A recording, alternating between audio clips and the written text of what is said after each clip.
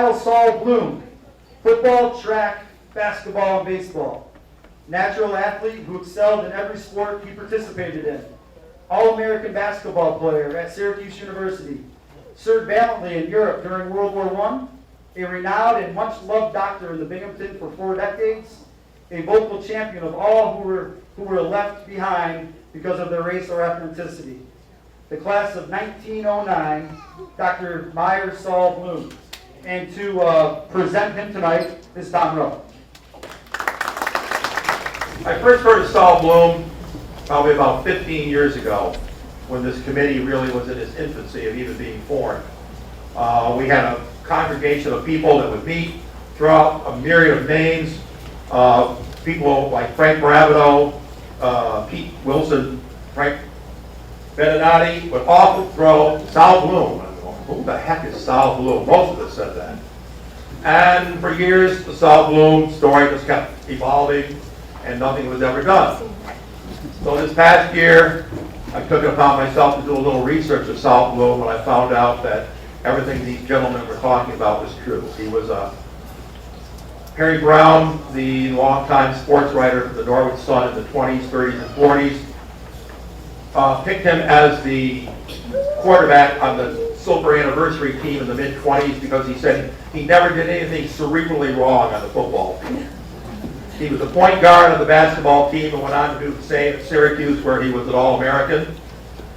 He was the best hitter and most proficient fielder on the baseball team, hitting third, playing third base, and just for the hell of it, he decided he'd do a little track and field because Norwich didn't have a team.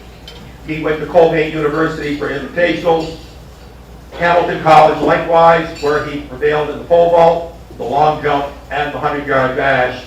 And in the article, without belaboring anything here, his times in all these and his distances are pretty comparable to what was going on even now, and he did it 115 years ago.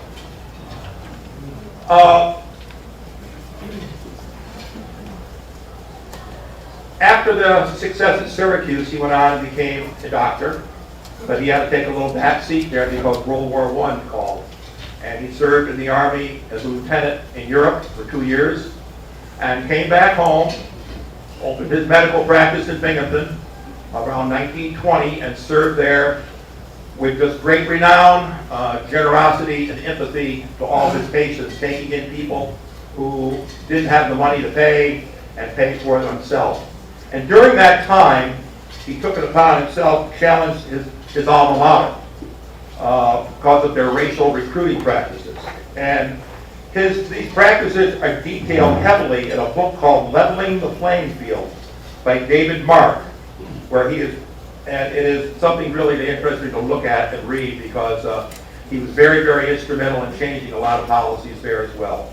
So in closing, Saul Bloom was a man blessed with many attributes. Athletically, professionally, but most importantly, maybe ethically. 115 years ago, he graduated from Norwich, and it's my pleasure finally to give him his due tonight with induction into the Norwich Sports Hall of Fame. Thank you. So the Bloom, obviously Dr. Meyer Saul Bloom cannot be with us tonight. So the committee tasks me when we induct someone of this stature or this age, and it's almost like a game for us. They say you can't find any of their family members, Rich.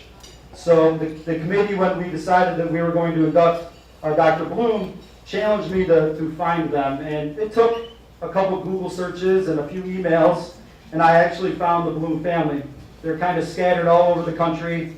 I had a great conversation with the grandson of Dr. Bloom and a lot of the great-grandchildren of Dr. Bloom. And like many people that asked me around Norwich, they said, why now? Why? And I simply said, because he deserves it, and it was long overdue. And I want to thank Tom for bringing his story to light. If you haven't read it, it's an incredible story in the program. So make sure to go home and read that tonight. And the book that Tom referenced about Syracuse University is also a very, very good book. So you can find that on Amazon. You can certainly read that.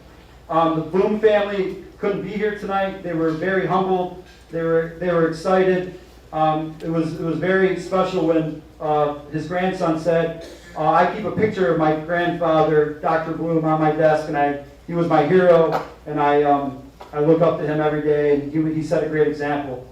And the Bloom family, because they were so excited about this honor, has developed a scholarship for a Norwich High School graduate, and it's going to start this year. They've been working with me and Mr. Ryan to establish a scholarship, I think forever, in the honor of Dr. Meyer Bloom. So the committee members would like to thank the Bloom family for starting that up. I'd like to thank Tom for certainly bringing the story to light, and it's a wonderful story. So congratulations, Dr. Meyer Bloom.